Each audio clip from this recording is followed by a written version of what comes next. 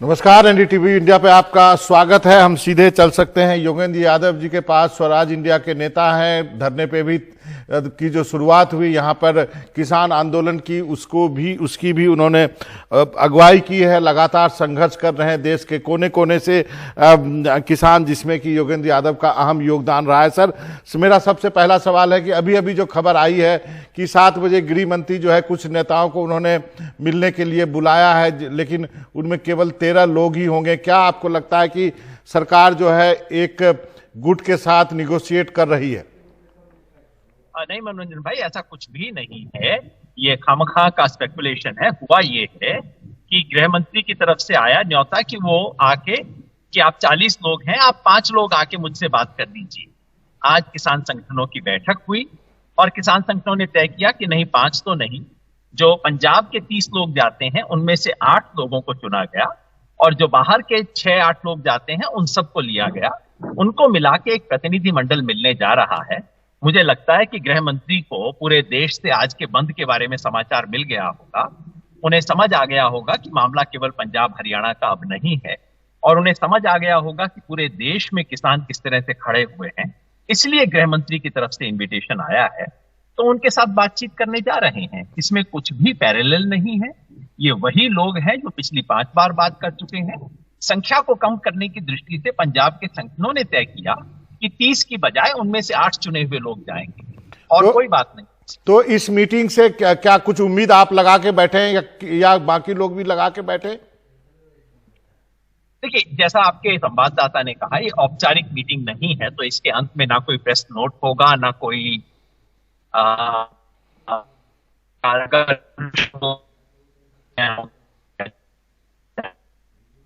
लेकिन उम्मीद तो करनी चाहिए कि आज के बंद से सरकार के आंखें खुली होंगी, सरकार के कान भी खुले होंगे।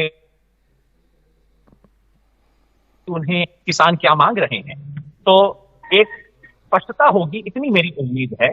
सरकार की आंख और कान खोल लेंगे, ये मेरी उम्मीद। सर, आपकी सिग्नल आ जा रही है, यदि आप साइड में थोड़ा रुक जाए तो ज्यादा अच्छा रहेगा। मेरा अगला सवाल यह है कि सुबह से जो बीजेपी के कुछ मंत्रियों के बयान आ रहे हैं वो आपको सुनाना चाहता हूं। एक नकवी साहब ने कहा कि हर चीज पे लोगों को गुमराह करना, देश की छवि को नुकसान पहुंचाना, ये इनका तरीका है। दूसरा बात ये कहा गया कि कांग्रेस, एनसीपी, अकाली लेफ्ट सभी ने इस बिल का कभी न कभी समर्थन किया है। ये भी कहा गया है कि कहीं ना कहीं राजनीतिक दखल है ताकि अराजकता फैले। इस पे कैसे रिस्पॉन्ड करेंगे? मुझे लगता है कि बीजेपी के मंत्रियों को एक दूसरे से बात करने की बहुत जरूरत है। मुझे बार बार लग रहा है कि किसानों से वार्ता तो बाद में हो जाएगी। ये बीजेपी के लोग एक दूसरे से वार्ता पहले कर लें, ये तय कर लें कि किसान गुमराह है या कि वाकई चिंतित है। ये तय कर लें कि ये आंदोलन किसानों का है या कि नेताओं, राजनीतिक दलों का है।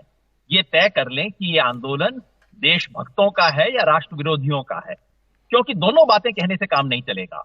मंत्री जी हमारे पूरे प्रतिनिधि मंडल के सामने कृषि मंत्री ने कहा, आपका आंदोलन बहुत शानदार आंदोलन है, आपका आंदोलन अहिंसक रहा है, आपने राजनीतिक दखल को दूर रखा है, मैं इसके लिए आपकी तारीफ करता हूं।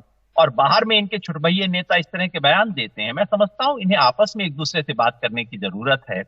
और सबसे बड़ी वार्ता जिसकी जरूरत है वो ये कि माननीय नरेंद्र मोदी जी कमरा बंद करके एक आईने के सामने बैठ के अपने आप से बातचीत करें कि क्या इस देश के करोड़ों किसानों की चिंता बढ़ी है या कि उनका व्यक्तिगत अहम और अहंकार बढ़ा है। इस वक्त केवल बस यही एक चीज अटकी हुई है। प्राइवेट में बीजेपी के सब लोग कहते हैं, जी बात तो ठीक है, मैंने तो पहले ही कहा था इन्हें कि गलत कानून बना रहे हैं, लेकिन अब क्या करें, प्रधानमंत्री ने घोषित कर दिया है, अब प्रधानमंत्री का कद कैसे छोटा हो जाए। मैं याद दिलाना चाहता हूं, लोकतंत्र में जो नेता झुकता है उसका कद बढ़ेगा, उसका कद घटेगा नहीं। कुछ इसी तरह की बातें जो है सबसे सीनियर लीडर प्रकाश सिंह बादल ने भी फोन करके शायद प्रधानमंत्री को कहा और अटल बिहारी वाजपेयी की याद दिलाई। आज प्रधानमंत्री ने उनको फोन किया उनके जन्मदिन पर उनको बधाई देने के लिए। जी, उन्होंने चिट्ठी भी लिखी है। और अटल बिहारी वाजपेयी के जमाने की 2-3 चीजों को याद करने की जरूरत है। उन्हें झुकना आता था। ये भी याद रखें कि एपीएमसी एक्ट में सुधार की शुरुआत अटल बिहारी वाजपेयी की सरकार के दौरान 2003 में शुरू हुई थी। लेकिन उन्होंने केंद्र से थोपने की बजाय राज्यों को कहा था कि आप इसमें सुधार कीजिए, एपीएमसी को तोड़िए मत, एपीएमसी को बेहतर बनाइए। और यह भी हमें याद रखने की जरूरत है कि 1999 में जब एक कानून को, ये land ceiling, urban land ceiling कानून को रिपील करने की बात आई, तो अटल बिहारी वाजपेयी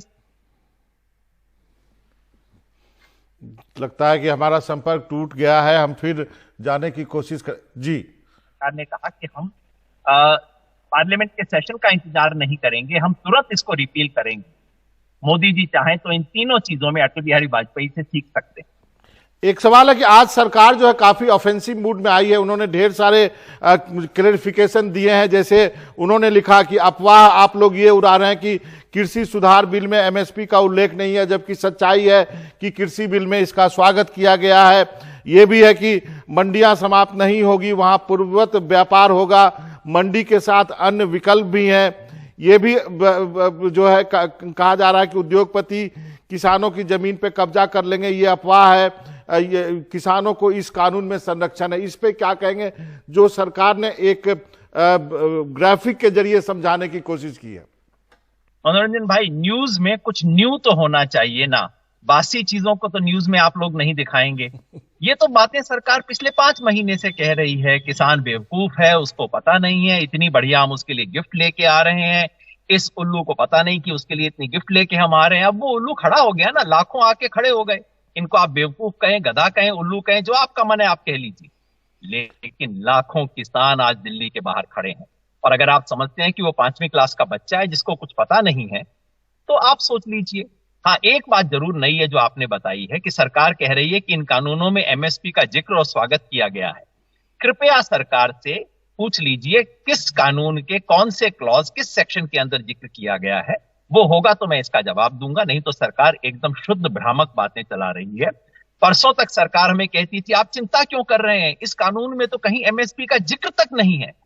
और अब आप मुझे बता रहे हैं कि सरकार कह रही है कि इन कानूनों में एमएसपी के बारे में जिक्र है। कि बीजेपी वाले खुद एक दूसरे से संवाद कर लेना, इनका प्रोपेगेंडा विंग जो है वो बात कर लिया करे कि आज हम ये प्रोपेगेंडा करेंगे। दो तरह से दो बातें तो करना बंद करें। मेरा एक अंतिम का सवाल है कि सर अब रास्ता क्या है? यदि सरकार नहीं झुकती है, सरकार एक बैकडोर से एक अलग चैनल जो है वो गृह मंत्री ने खोला है, अब रास्ता क्या है? क्या आप सरकार यदि बिल वापस नहीं करती है, क्या कोई ऐसा संशोधन लेके आएगी आपके पास या आपके नॉलेज में है जिसपे किसान एग्री कर सकते हैं?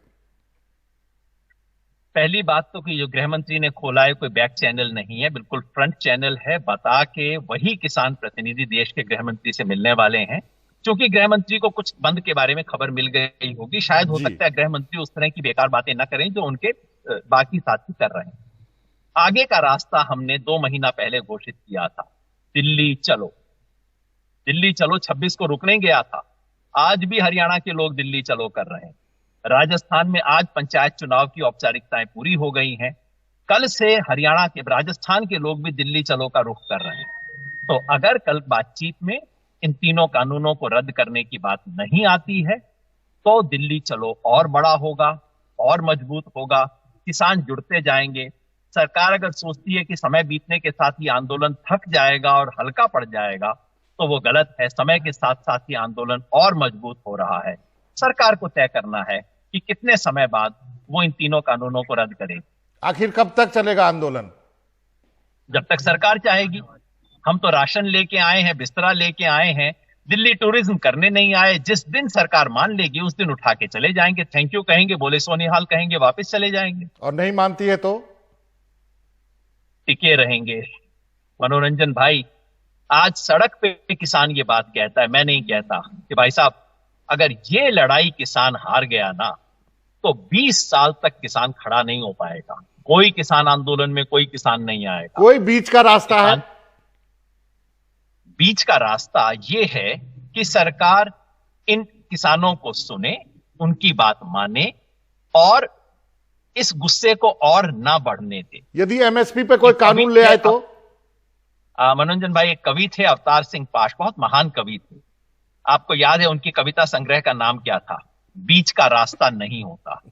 हर चीज में बीच का रास्ता नहीं होता। आप मेरे लिए गिफ्ट लेके आए हैं, मैं हाथ जोड़ के कह रहा हूं मेरे को ये गिफ्ट नहीं चाहिए।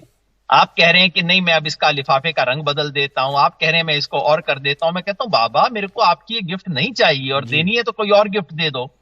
और फिर उसमें कोई कह रहे हैं कि नहीं नहीं अच्छा चलिए बीच का रास्ता निकाल लेते हैं। अब गिफ्ट में कौन सा बीच का रास्ता भाई?